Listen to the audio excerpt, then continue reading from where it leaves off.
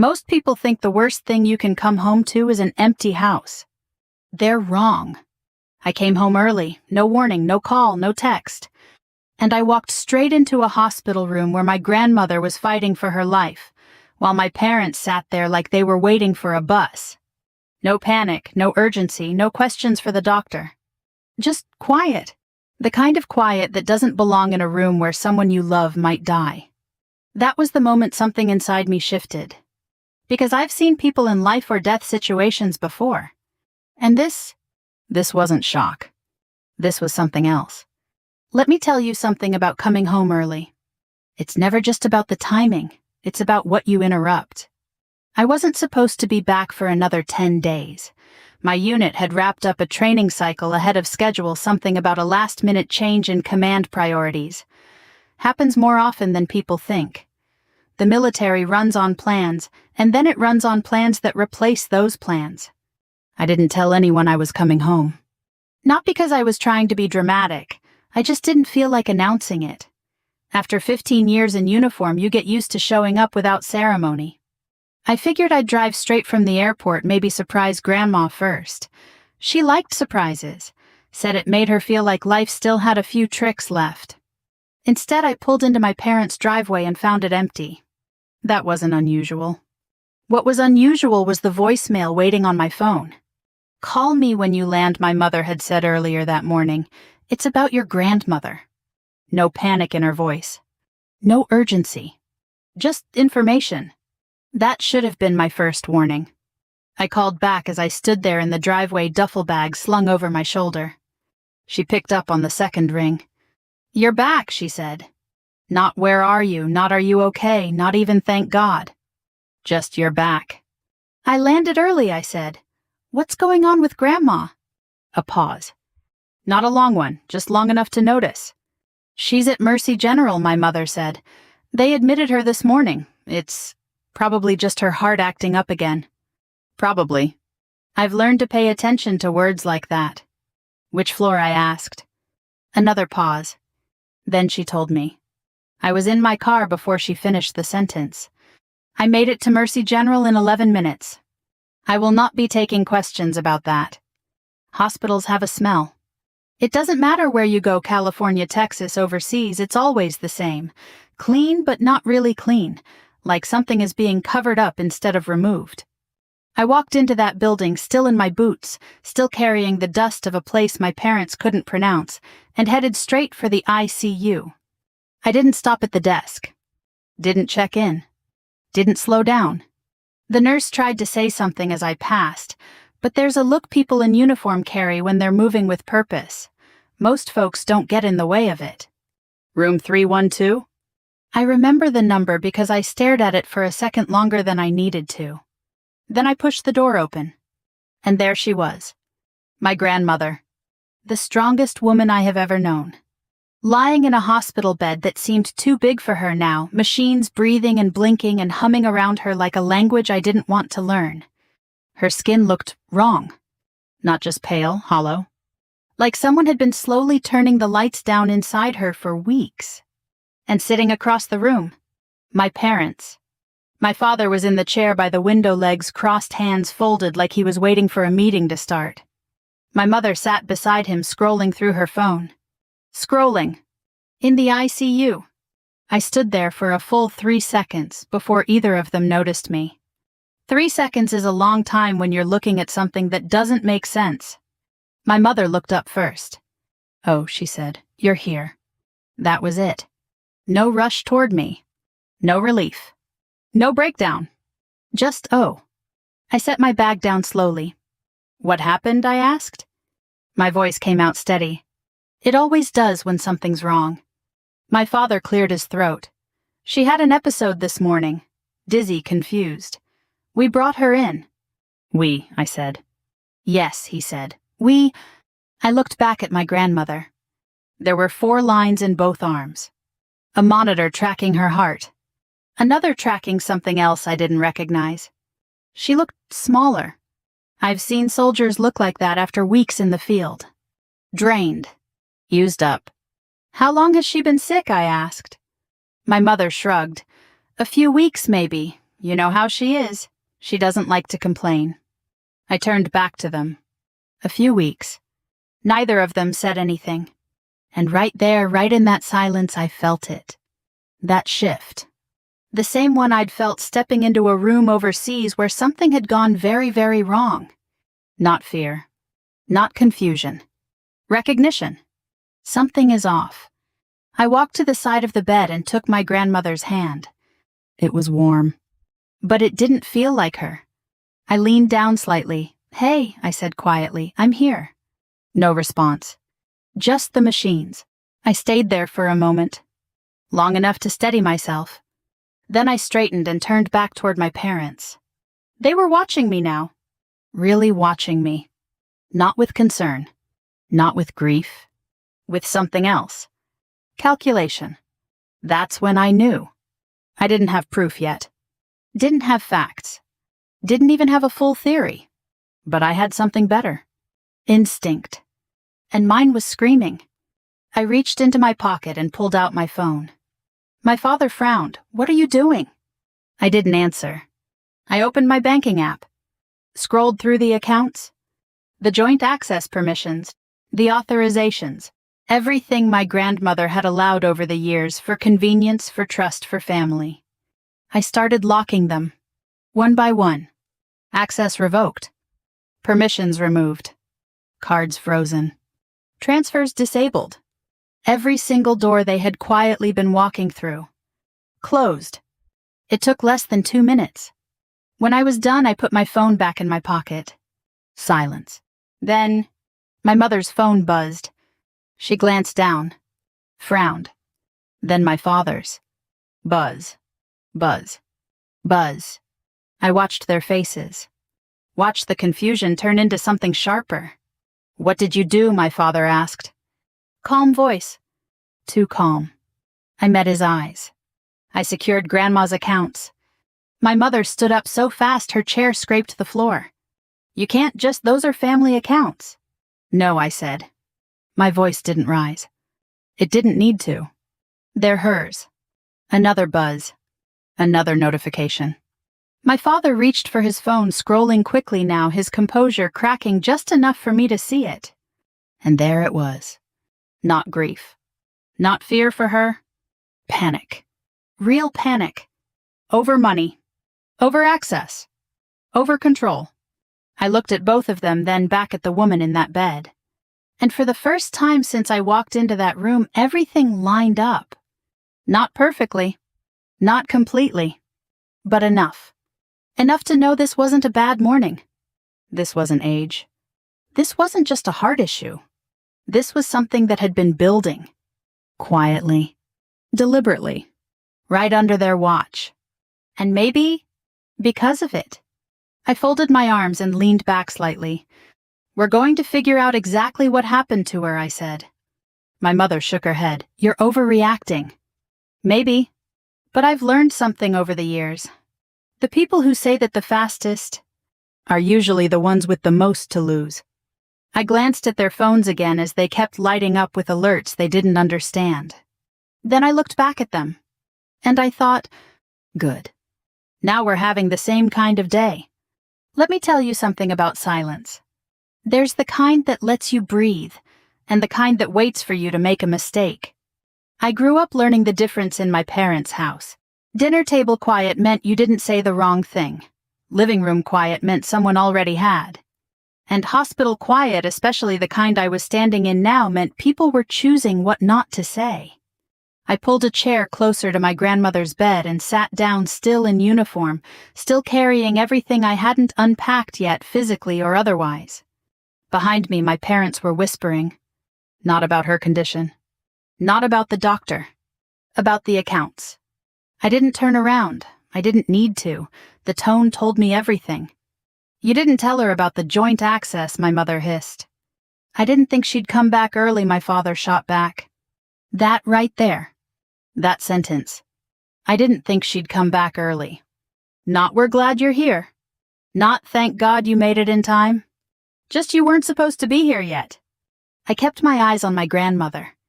Hey, I said softly, brushing my thumb across the back of her hand. You always told me timing matters. I swallowed. Looks like you were right again. No response. But her hand didn't feel as cold as it had a few minutes ago. Or maybe I just needed to believe that. You want to understand why I didn't trust my parents. You have to understand what it was like growing up in that house. My father believed in order. My mother believed in appearances. And somewhere in between there was me, the inconvenient daughter, the one who didn't follow the script, the one who joined the military instead of staying close, getting a respectable job, building the kind of life they could explain at church without adjusting the story. Grandma was the only one who didn't need an explanation. She used to say, "You don't have to fit in a room that was never built for you." She said it the day I told her I was enlisting. My father didn't speak to me for 2 weeks after that. My mother told people I was taking some time to figure things out. Grandma took me out for pie and asked if I wanted coffee or something stronger. That was us. She didn't try to shape me. She just stood beside me. And for years that was enough. Excuse me. I looked up. A nurse stood in the doorway, clipboard in hand. Your family, she asked. I'm her granddaughter, I said, standing up. She's listed as primary contact, the nurse said, nodding toward my mother. I'm here now, I replied. Not aggressive. Not loud. Just a statement. The nurse hesitated for a second, then gave a small nod. The doctor will be making rounds shortly. He'll want to speak with you. Good, I said. Behind me, I felt my parents stiffen. They hadn't expected that. They hadn't expected me to step in. They hadn't expected to lose control. That was becoming a theme. Dr. Hensley was in his late 50s, the kind of man who had delivered too much bad news to waste time dressing it up. I respected that. He walked in, introduced himself, and got straight to the point. Your grandmother was brought in with severe disorientation, dehydration, and signs of systemic stress, he said. We're running a full panel, but there are a few things that concern me. What kind of things? I asked. He glanced briefly at my parents, then back at me.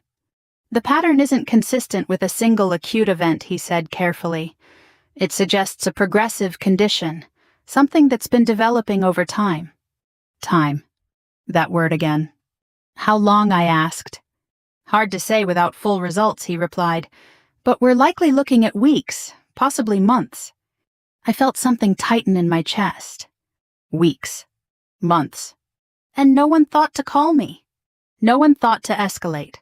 My mother crossed her arms. She's old, she said. These things happen. Dr. Hensley didn't argue.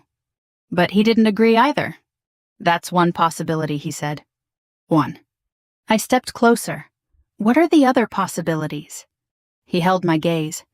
And I saw it the moment he decided whether I was someone who could handle the truth. Or someone who needed to be protected from it. I'd like to wait for the toxicology results before speculating, he said. Toxicology.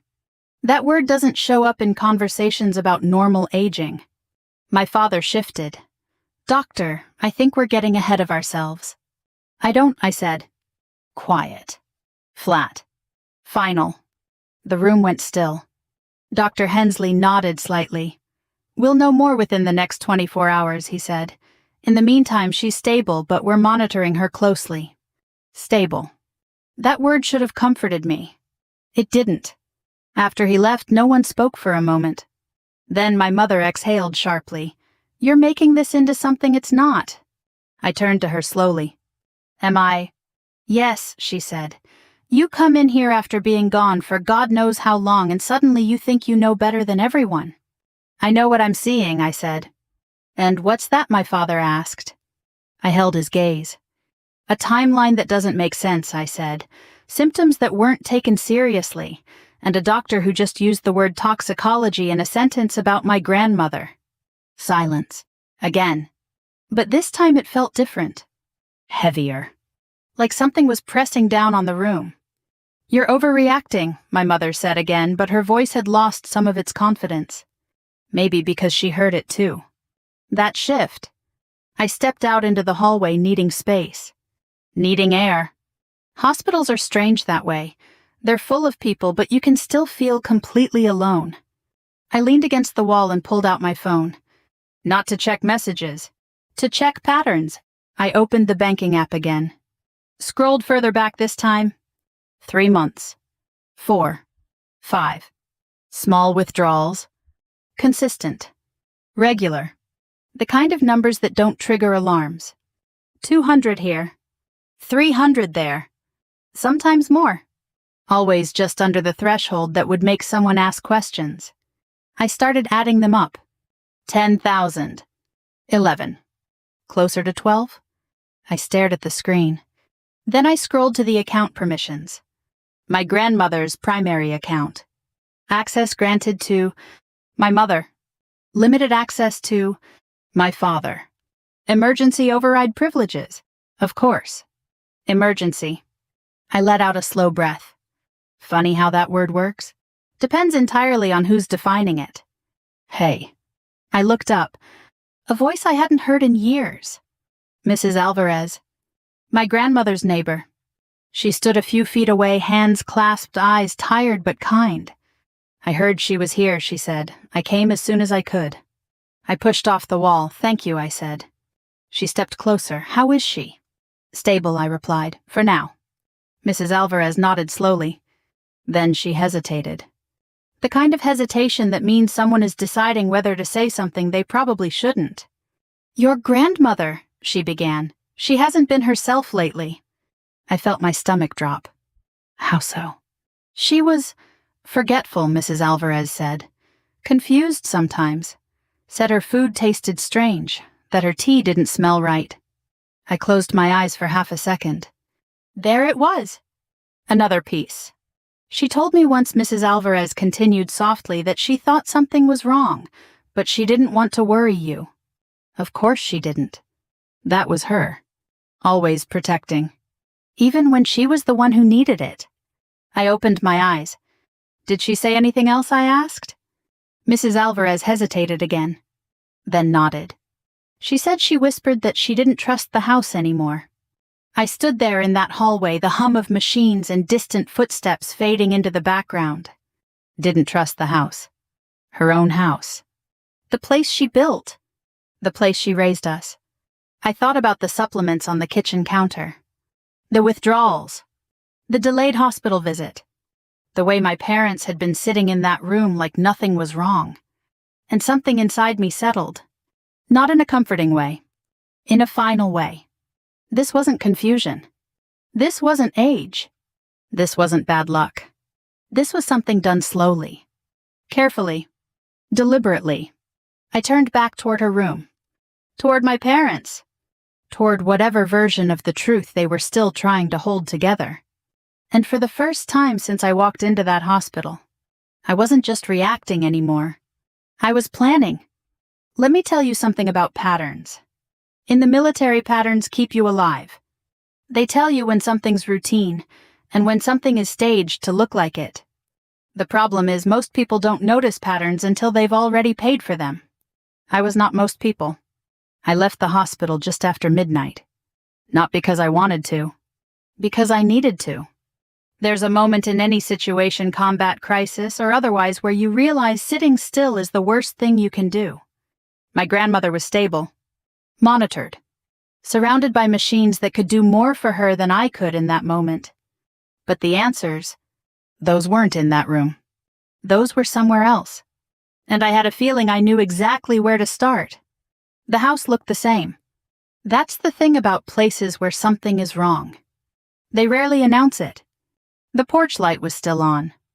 The same one Grandma insisted on keeping lit every night even when electricity bills went up and my father complained about wasting money. It's not for me, she used to say. It's for anyone who needs to find their way home.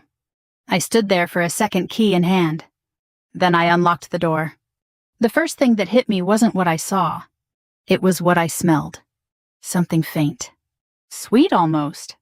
But off. Like something trying too hard to smell normal. I closed the door behind me and set my bag down. The house was quiet. Not the peaceful kind. The hollow kind. I moved through it slowly, the way I've been trained to move through unfamiliar spaces. Living room unchanged. Dining table clean. Too clean. Kitchen. That's where I stopped. Because that's where the pattern started to break. There were bottles on the counter. Not unusual. Grandma always had her vitamins lined up like a little army calcium magnesium, something for her joints she swore by. But these weren't hers. Different labels. Different brands. One of them was open. Powder-based. I picked it up. No strong smell. No obvious red flags. Which in my experience is a red flag. I turned it over reading the label. Supplement. Dietary support. Unregulated. Of course. I set it down carefully. Then I opened the cabinet above the sink. More bottles. Some half-used. Some new. Some mismatched. I pulled one out. Expiration date recent. Purchase sticker still on the bottom. Not from the pharmacy Grandma usually used. I took a picture. Then another. Then I started checking everything. Trash can. Receipts. Drawers. Because here's the thing people forget. You can hide intent, but you can't erase routine. And routine leaves traces. The first receipt I found was folded in half, tucked between a cookbook and a stack of mail. Pharmacy. 2 towns over. Cash purchase. No loyalty account. No name attached. But the date. 3 weeks ago. I checked the next one. Same store. Different day. Another cash purchase. My jaw tightened. Cash leaves fewer trails. But not none. Not if you know where to look. I moved to the fridge. Opened it. Inside, everything looked normal at first glance. Milk. Leftovers. Fruit. Then I noticed something small. Containers. Pre-prepared meals. Labeled. Day of the week. That wasn't Grandma. She cooked fresh every day. Said reheating food killed the soul of it. I picked one up. Chicken. Rice. Simple. I peeled back the lid slightly and sniffed. There it was again. That faint wrong sweetness. Not strong enough to alarm someone. Just enough to blend. I set it back down slowly. My chest felt tight. Not panic. Focus. The kind that narrows everything down to what matters. I pulled out my phone and called the number I hadn't used in years. He picked up on the 3rd ring. Lieutenant Harris, he said, voice still carrying that same dry humor. To what do I owe the honor at... What is it, midnight your time? Mark 1 said, I need your brain. There was a pause. Then his tone shifted. That's the thing about people who've served with you. They don't need details to know when something's wrong. Talk to me, he said. My grandmother's in the ICU, I said. Doctor mentioned toxicity, progressive exposure. Silence. Then, that's not an accident, he said. I know. What's your access, he asked. Full, I said. House, accounts, medical contact as of today. Good, he said. Start documenting everything. Photos, labels, dates. Don't confront anyone yet. Already ahead of you. I figured, he said. I leaned against the counter. There's more, I added. Money's been moving. Small amounts, consistent. How much? Just under 12,000 over 5 months. Another pause. Then, that's not desperation, he said. That's planning. Exactly. After I hung up, I went back to work. Drawers. Files. Cabinets. And then, the office. Grandma's office had always been off limits growing up. Not because she didn't trust me. Because she said some things are easier to understand when you're older. Guess I was older now. I opened the door. The room smelled like paper and time. Books lined the walls. Desk in the center. Everything neat. Organized. Except one drawer. Slightly open. I stepped closer. Pulled it out. Inside. Folders. Legal documents. Bank statements. And on top, an envelope. My name on it. I froze. Just for a second. Then I picked it up. Opened it. Inside. A letter. Handwritten. Grandma's handwriting. Steady even now. I started reading. If you're reading this, it means something has gone wrong. My heart kicked. I didn't want to worry you, but I've started to notice things I can't explain. My food tastes different. My head feels foggy in ways that don't feel like age. I swallowed. I've spoken to a lawyer. I'm making changes, quiet ones, in case I'm right. I closed my eyes for a second, then kept reading. I trust you. I always have.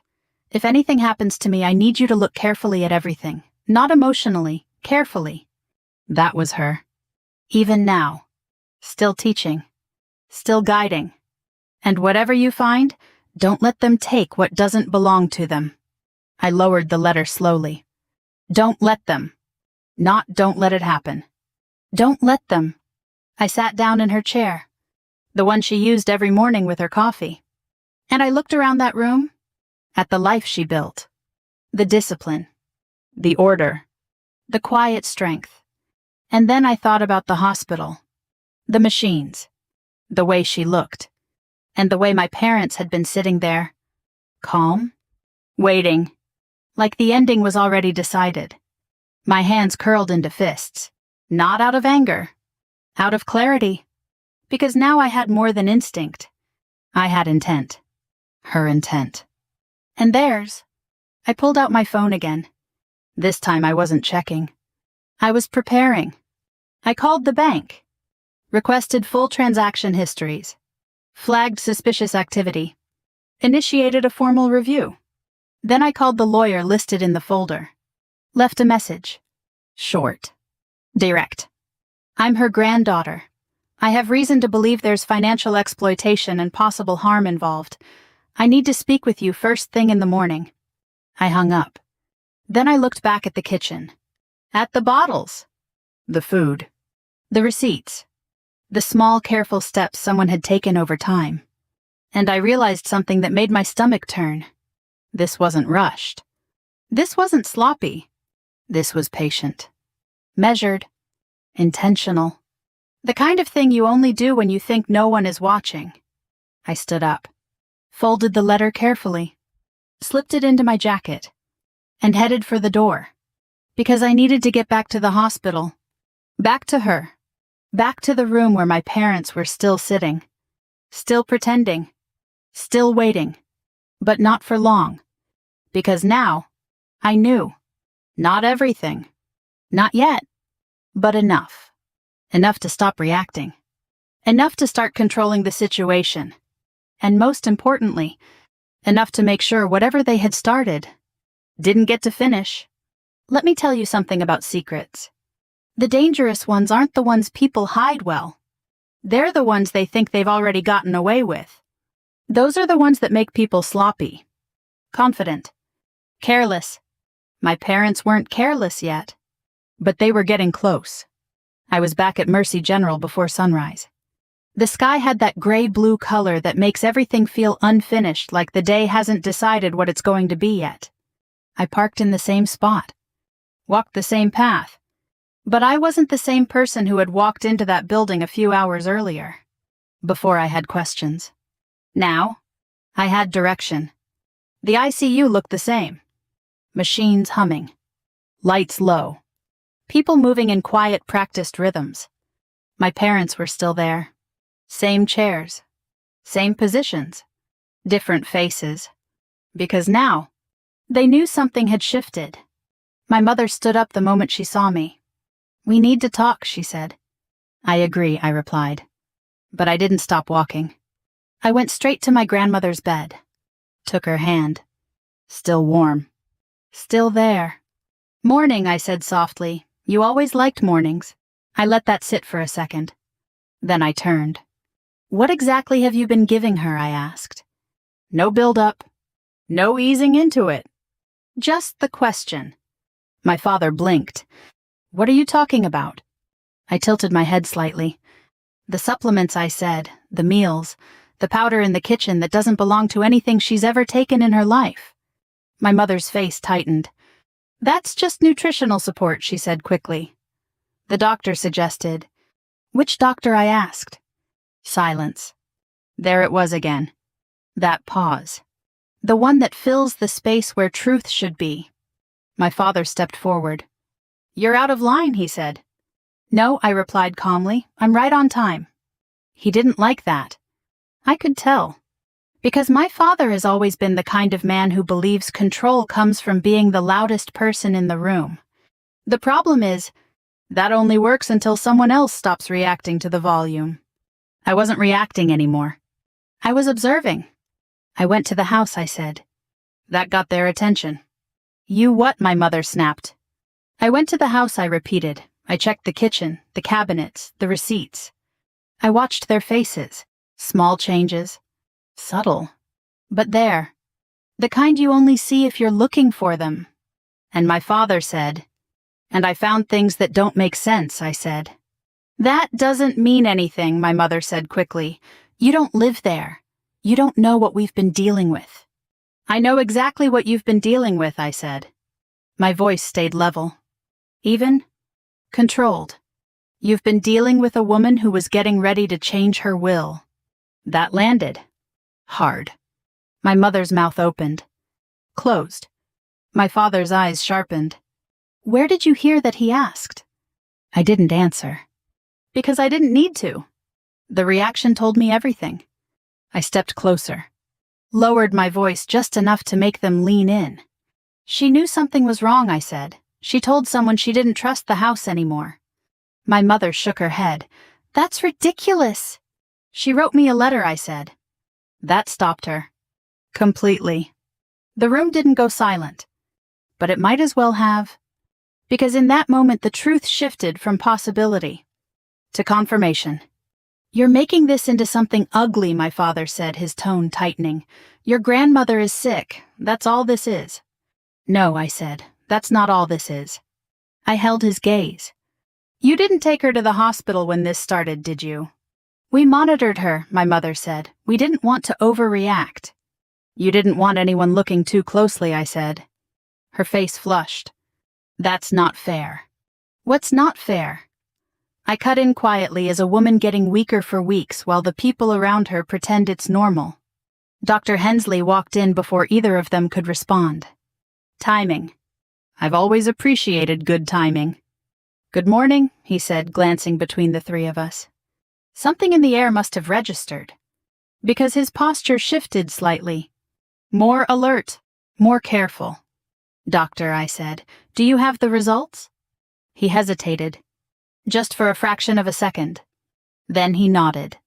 We do. My mother stepped forward. What do they say? Dr. Hensley looked at her.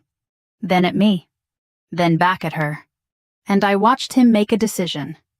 The tests indicate elevated levels of a compound consistent with long-term exposure, he said. There it was. Out in the open. No more careful wording. No more soft edges. My father scoffed. That doesn't mean anything. She could have. It means Dr. Hensley continued calmly that this is not a natural progression. The room went still. Not quiet. Still. Like everything had paused to let that sentence land exactly where it needed to. My mother took a step back. That's not possible, she said. But her voice didn't sound convinced. It sounded rehearsed. I exhaled slowly. Because this was the line.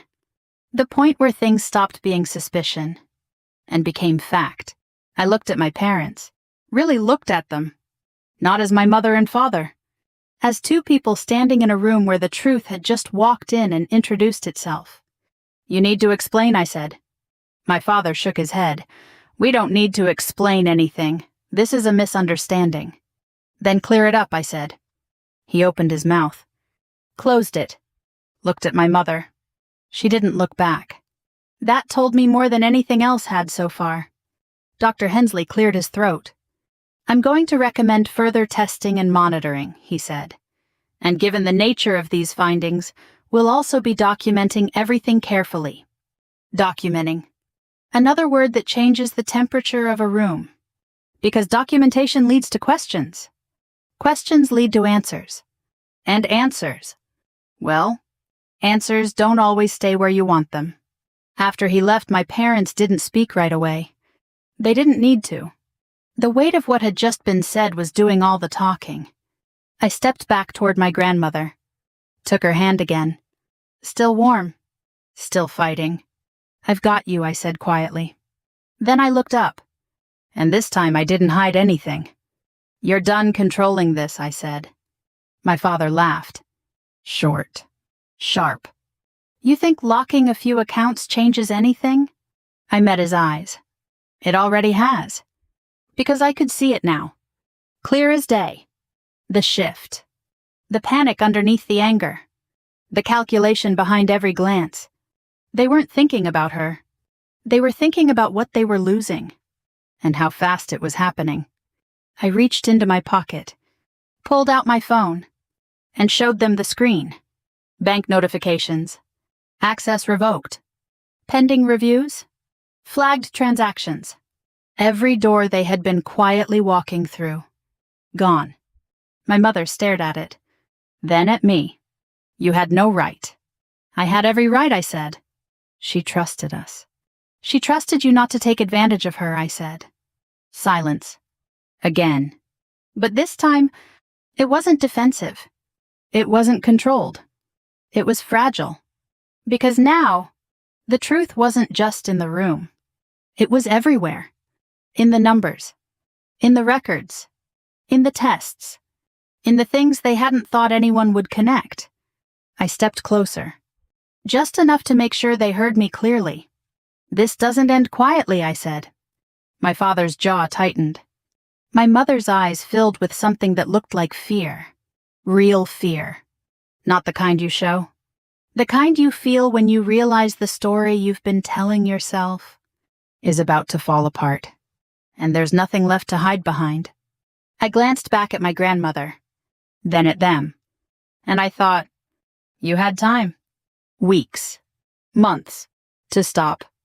To fix it. To tell the truth. You didn't. So now, we do this the other way. Let me tell you something about control. People think it's about power, about being the loudest, the strongest, the one who makes the rules. It's not. Real control is quiet. It's knowing exactly which doors matter, and closing them before anyone realizes they're locked. By the time my parents understood what I'd done, it was already too late. I didn't stay in that room after that. Not because I was avoiding them. Because I had work to do. There's a difference. I stepped into the hallway and pulled out my phone.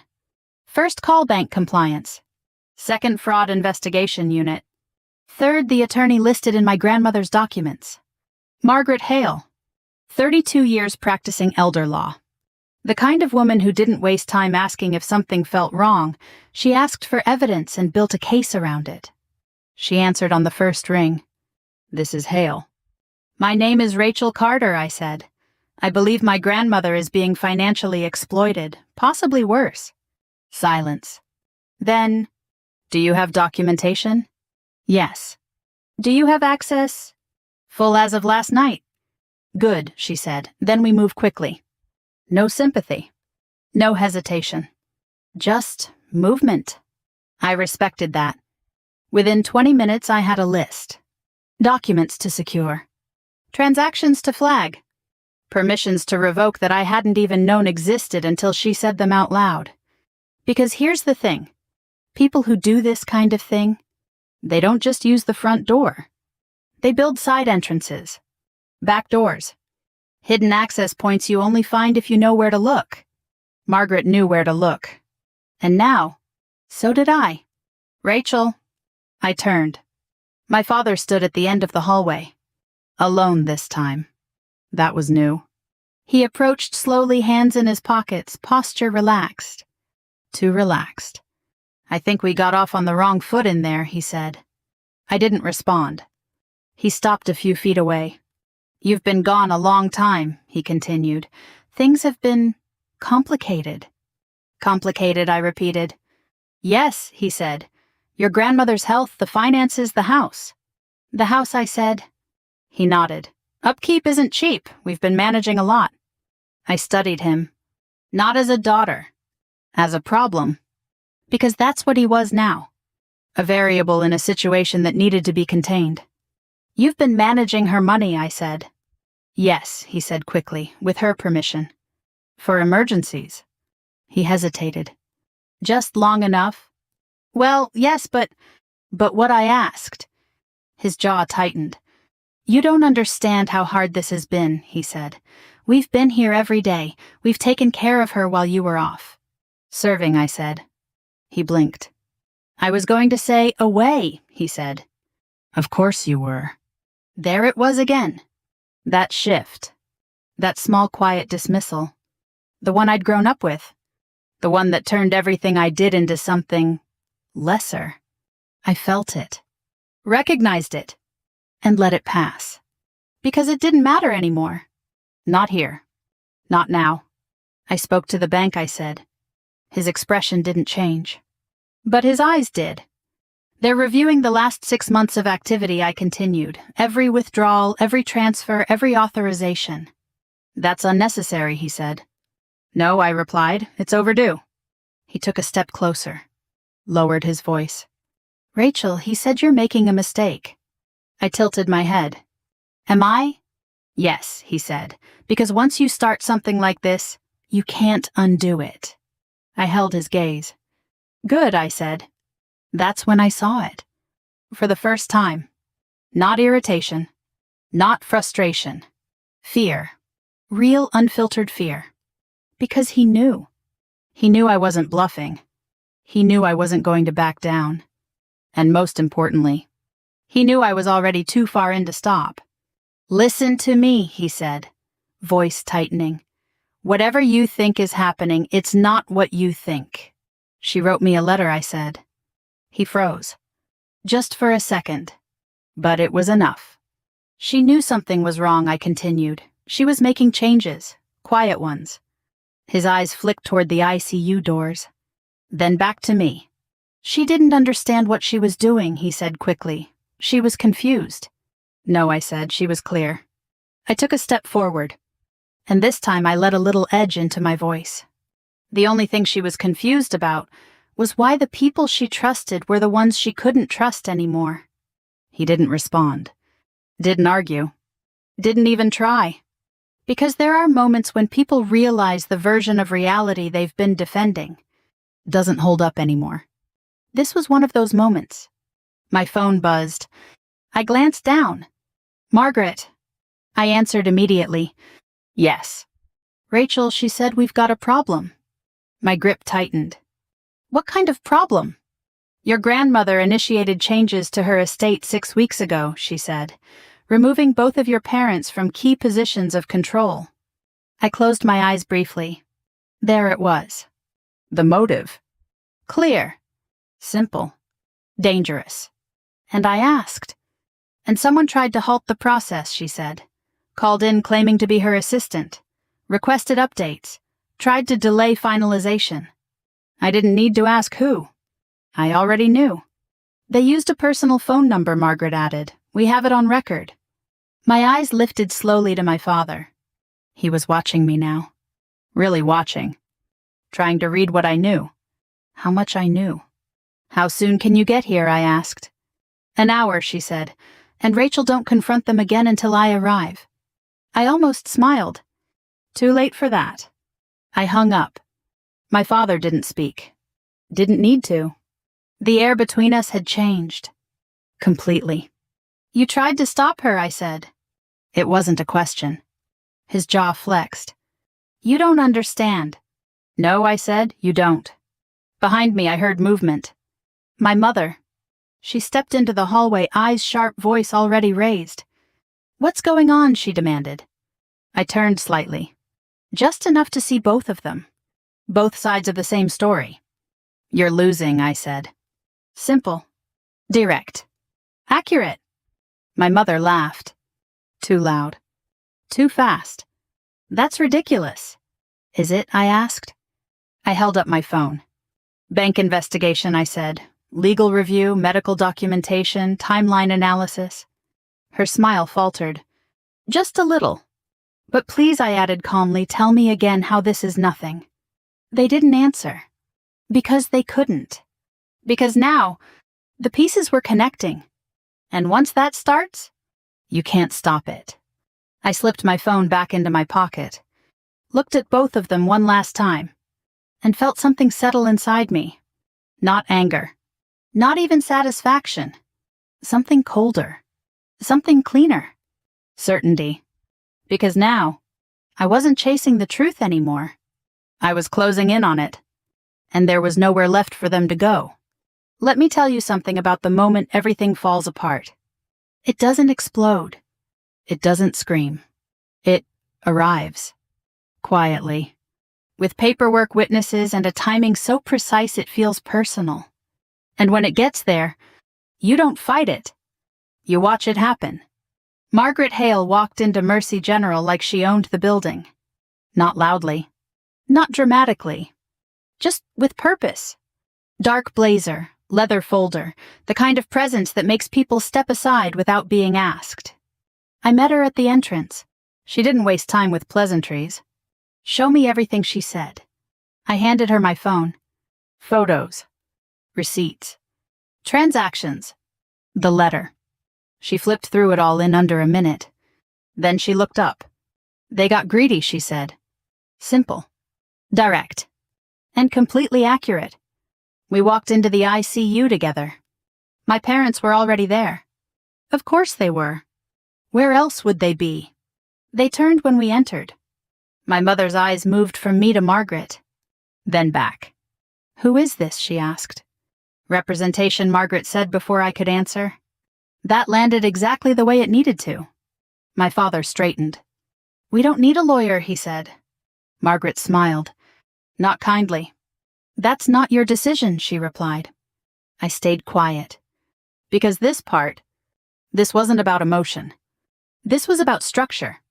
About letting the right person say the right things in the right order. Margaret stepped forward. I'll keep this simple, she said. We have evidence of financial exploitation, unauthorized access to accounts, and potential harm through controlled ingestion of substances. My mother shook her head immediately. That's insane. Then you won't have any trouble explaining it, Margaret said. No raised voice. No aggression. Just inevitability. My father tried a different angle. Look, he said, hands out slightly like he was trying to calm a situation that he no longer controlled. There's been a misunderstanding. We've been taking care of her. Taking care of her, Margaret repeated, while withdrawing funds in consistent, unreported increments. Silence. He glanced at me, then back at her. That money was for expenses, he said. Then you'll be able to produce receipts, Margaret replied. Another pause. Longer this time. Because now, we weren't talking about possibilities. We were talking about records. And records don't forget. My mother stepped forward. You can't just walk in here and accuse us of... I'm not accusing, Margaret said calmly. I'm documenting. That word again. Documenting. It does something to people. It makes everything real. Permanent. Hard to walk back. I watched their faces. The small cracks. The shifting expressions. The way they looked at each other now instead of at me. Because that's what happens when a shared lie starts to collapse. People stop standing side by side. They start looking for exits. Rachel, my mother said, turning to me, voice softer now, you don't have to do this. I met her eyes. Yes, I said, I do. This is your family. This is my grandmother, I said. And that was the difference. The line. The one they had crossed without thinking I'd notice. Margaret opened her folder. Pulled out documents. Bank summaries. Transaction logs. Call records. All neatly organized. All very real. These withdrawals, she said, placing a sheet on the table, totaled just over $11,000 across 5 months. My father didn't look down. Didn't even try. Because he knew. Additionally, she continued, we have a recorded call placed to the estate office attempting to delay changes to the will. My mother's head snapped toward him. He didn't react. Didn't deny it. Didn't confirm it. Just stood there. And that silence, was louder than anything he could have said. And finally, Margaret said, we have medical findings indicating prolonged exposure to a compound inconsistent with prescribed treatment. The room went still. Completely still. Because this was the part you couldn't explain away. Not with words. Not with emotion. Not with deflection. My father laughed. A short, brittle sound. You're building a story, he said. That's all this is, a story. Margaret tilted her head slightly. No, she said, this is a timeline. Right on cue. Two figures appeared in the doorway. Hospital security. And behind them, a man in plain clothes, badge visible. Not local police.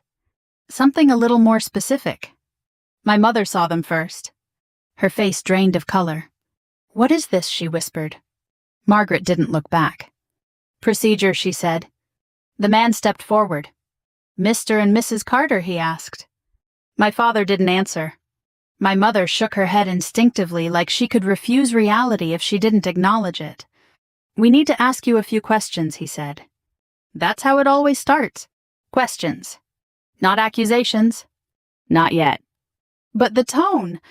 The tone says everything. This is ridiculous, my father said, finally finding his voice again. We're not going anywhere. The man nodded slightly. Then we'll have this conversation here, he said. Simple. Controlled. Unavoidable. I stepped back. Not out of fear. Out of respect for the process. Because at this point, this wasn't mine to carry alone anymore. My mother looked at me. Really looked at me.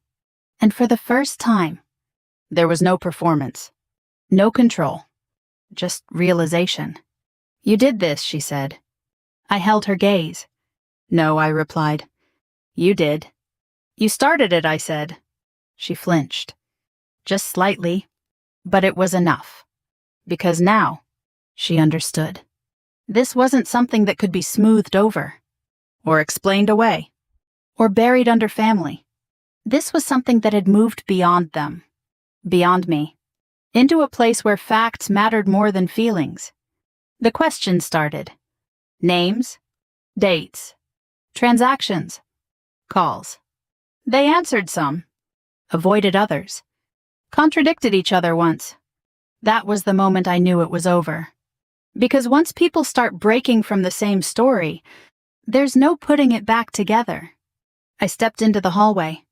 Needed air again. Needed distance. Because even when you know something is coming, seeing it happen is different. Heavier. A few minutes later, Margaret joined me. It's moving faster than I expected, she said. Is that good? I asked. She considered that. It's efficient, she said. That was her version of optimism. I leaned against the wall, closed my eyes for a second, and let it settle. Not the revenge. Not the outcome. The fact that it was happening at all. That this was real. That they had really done this. Margaret touched my arm lightly. You did exactly what you were supposed to do, she said. I nodded. But I didn't feel victorious. Didn't feel satisfied. Because this wasn't about winning. It never was. I looked back through the glass. At the room. At the people inside. At the version of my life that was ending in real time. And then, past it. To the bed. To her. Still there. Still fighting. That's what matters, I said quietly. Margaret followed my gaze, then nodded. Yes, she said, it is. Because in the end, this wasn't about them. It wasn't about the money. Or the accounts. Or even the truth being exposed. It was about making sure the person who had spent her life protecting everyone else didn't get destroyed by the people who were supposed to protect her. And for the first time since I walked into that hospital, I knew she was safe. Let me tell you something about endings. They don't always feel like victory. Sometimes they feel like quiet. Like the moment after a storm when everything is still standing, but nothing is quite the same. That's the kind of ending this was. 3 months later, my grandmother came home. Not the way she left. Slower. Thinner. But still, her. The house smelled different that day. Cleaner. Lighter. Not because anything had changed physically. Because something heavy had been removed. Something that had been sitting there for a long time. Waiting. She stood in the doorway for a moment, one hand resting lightly on the frame. Looking around like she was taking inventory. Not of the furniture. Of her life. Then she stepped inside. And the first thing she said, "Who moved my chair?" I almost laughed. Because there she was. Still sharp. Still specific. Still entirely herself. "It was me," I said. She looked at it. Then at me. "That's not where it goes," she said. "Yes, ma'am. Some things don't change. And thank God for that. Recovery wasn't dramatic. No miraculous turnaround. Just steady. Day by day. Appointment by appointment. Her strength came back slowly. Her voice first. Then her posture. Then the small things. Complaining about the coffee. Critiquing the way I folded towels. Pointing out that the living room looked like a hotel lobby now, and not in a good way. That was how I knew we were going to be okay. Because if she had the energy to be particular, she had the energy to live. The legal side moved faster than I expected. Margaret had been right. When cases are this clean, they don't drag. They proceed. There were charges. Formal ones. Financial exploitation. Fraud. And more that I won't list here because, frankly, the specifics matter less than the outcome. What matters is, there was accountability. There was consequence. And for once, there was no one left to smooth it over. No one left to say, let's not make this bigger than it is. Because it already was. I didn't go to every hearing. Didn't sit through every detail. That wasn't my job. My job was sitting across from my grandmother at the kitchen table while she relearned how to trust her own space again. That's harder than people think. Not the physical recovery. The emotional one.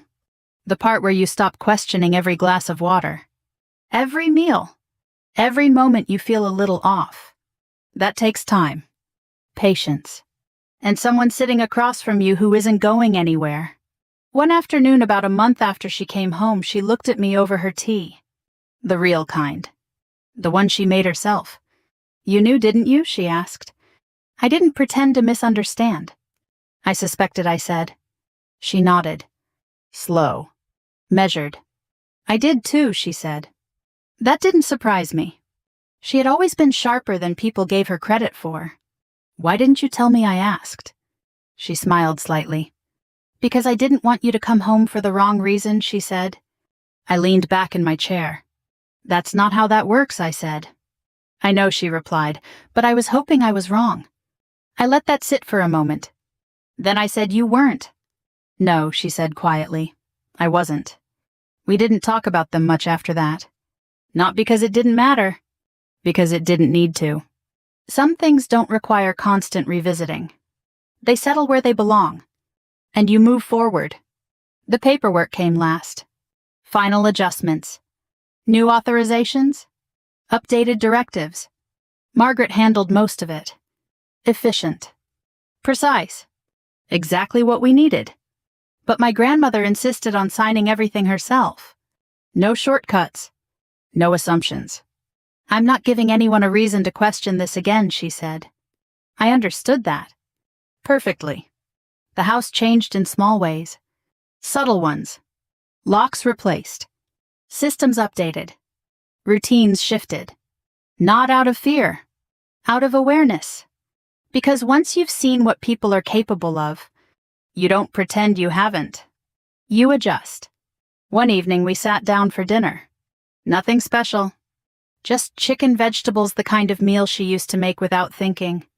We ate in silence for a few minutes. The good kind. Then she looked at me.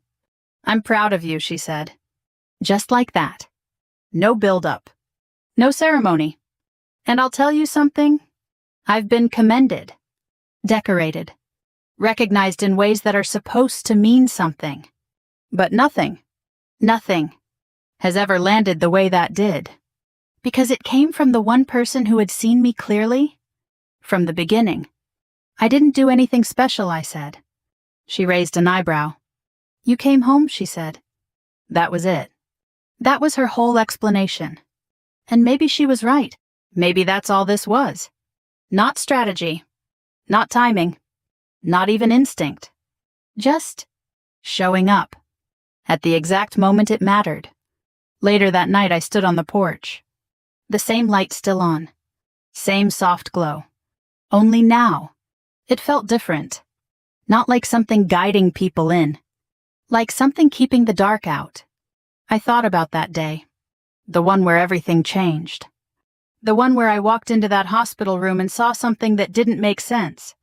And how easy it would have been to ignore it. To trust what I was being told. To step back. To let things play out. If I had done that, if I had stayed away just a little longer, she wouldn't be here. That's the truth. Simple. Uncomfortable. Final. You can't control what people choose to become. You can't control what they do when they think no one is watching. But you can control what you do.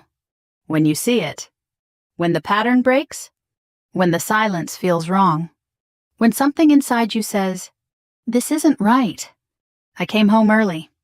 And I saw what I wasn't supposed to see. And I did what I was supposed to do. That's the job. It's always been the job.